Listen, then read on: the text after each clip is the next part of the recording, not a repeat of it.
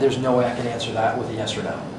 And so, because what we see in this regard is a much larger, much grander economic, cultural thing within our entire country.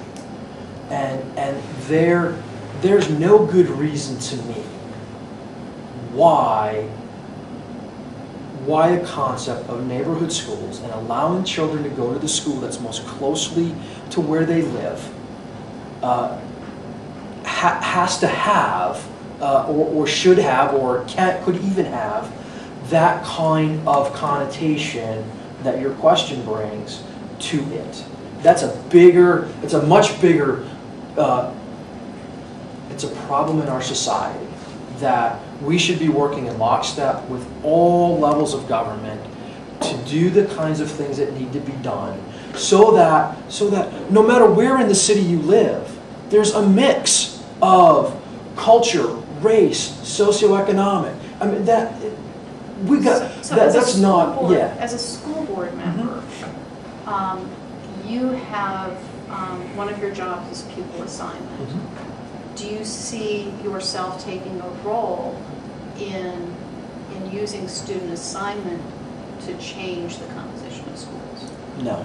I view that as, that is a responsibility greater than me, much greater than the school board. But the school board has a role, this one and school boards all over the state and all over the country, to work with city council, to work with county commission, state legislature, Congress. One of the things that, and this is important, so I apologize if I'm going to go over.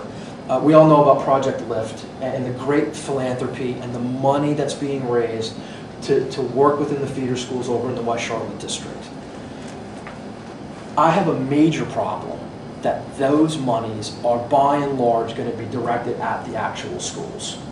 I believe that that is just simply doing the same thing that we've done over and over and somehow expecting a different result.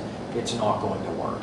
What would work, in my opinion, is if those dollars and those monies were spent to help improve the education of the parents, job train the parents, find the entrepreneurs that are in that community that have the idea and have the passion and the drive to go start something and build a business, to employ their neighbors, but they don't have the funding or necessarily all of the business acumen to do that.